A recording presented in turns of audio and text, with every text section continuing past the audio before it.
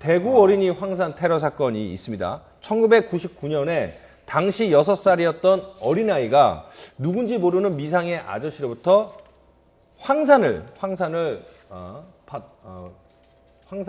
테러를 당했죠. 네. 자, 그런데 이제 이번 사건의 여러 가지 문제가 공소시효가 다시 논란이 재점화가 되고 있습니다. 여러분 뭐 공소시효 얘기는 많이 들어보셨을 것 같습니다. 잘 아시는 것처럼 이 개구리 소년 가출 사건도 있었고요. 또 영화로도 됐었던 이른바 근엄 목소리 사건도 있었습니다. 이런 것들의 범인도 제대로 잡지 못하고 유족들 아니면 실종자 가족들의 원한을 계속 복돋고 있는데, 보시면 개구리 소년 실종 사건은 91년에 발생을 했는데 2006년에 공소시효가 만료가 됐고, 이형옥은 유괴살인 사건, 이른바 근엄 목소리 사건 역시 공소시효가 만료가 됐고요. 화성 연쇄살인 사건도 공소시효가 만료가 됐습니다. 자, 공소시효가 있는 이유는 뭔가요, 변호사님?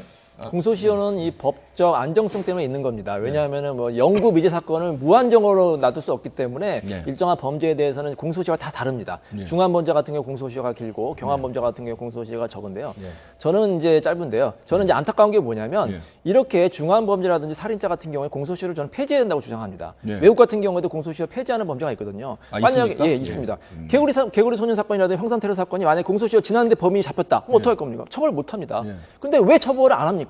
그 범인들을 봐줘야 되려면 어떤 이유가 있나요? 법적 안정성도 중요하지만 실체 진실을 밝히는 게 더 중요하잖아요. 그래서 저는 이런 사건 같은 경우에 황산 테러 사건 같은 경우도 그 어머니가 얼마나 안타깝습니까? 안타까워서 재정 신청까지 했습니까? 이런 사건 같은 경우에 특별법을 제정한다든지 해서 형법을 개정한다든지 해서 이 공소시효를 좀 연장하거나 폐지했으면 좋겠습니다. 그러니까 외국도 당연히 어느 나라든 공소시효는 있지만 외국 같은 경우에도 예외 조항은 있거나 그렇죠. 그렇기 때문에 그런 면을 좀 생각해 봐야 된다는 말씀입니다. 네, 그 공소시효 존재 이유가 지금 말씀하신 그 법적 안정성이 있고요. 네. 그 이후에 또 중요한 것이 뭐냐면 과거 같은 경우에는 증거가 멸실 훼손될 수가 있다. 왜냐하면 상당 기간이 이미 다 지나갔기 때문에 과거에 있는 것 갖고 증거가 오염되고 없어진다. 그거가 이제 공소시효의 존재 의미를 찾았는데 더 이상 그것이 이제 설득력이 없는 것이 최근에 이제 여러 가지 과학 수사 덕분에 과학 수사 증거를 상당 기간 늘려서 보장할 수도 있고요. 뭐 DNA 같은 경우도 뭐 몇십 년이 지나도 사실은 이제 파악이 되는 것이죠. 그래서 더 이상 이제 공소시효의 존재 의미가 그 더 이상 설득력이 없다. 뭐 이렇게 봐야 될 것 같고, 오히려 형사 정의와 사법 정의 측면에서는 지금 말씀하신 이와 같은 사건은 오히려 공소시효를 아예 없애는 게 낫다는 거죠. 그래서 뭐 미국 같은 경우는 살인 사건에 있어서 공소시효가 없는 겁니다. 그래서 이제 뭐 20년, 30년, 40년이 지나도 범인이 이제 잡히게 되면은 법에 엄정한 처벌이 가능해서 살아있는 형사 정의를 이제 보장할 수 있는 것인데, 우리 같은 경우는 이제 뭐 아까 잠깐 리포트 나왔지만 자료화면에 나왔지만 화성 연쇄 살인 사건 같은 경우 이미 공소시효가 다 도과했단 말이죠. 그래서 설령 지금 어떠한 수사 단서로 범인을 잡는다고 하더라도 처벌을 할 수가 없는 것이고, 지금 저 대구 어린이 이제 황산 테러 사건도 지금 이제 공소시효가 이미 도과되는 그 순간에 결국은 이제 이것을 정지시키기 위해서 재정 신청을 해서 그것을 일부 받아들였지만 이제 대법원에서 그것을 기각을 하게 된다면 더 이상 그 형사 정의를 찾을 수 없는 이와 같은 한계점이 있습니다. 그래서 우리의 입장에서도 형사 정의의 실현이라고 하는 측면에서 공소시효 제도를 다시 한번 또 개선할 필요가 있지 않나 이런 생각이 듭니다. 예.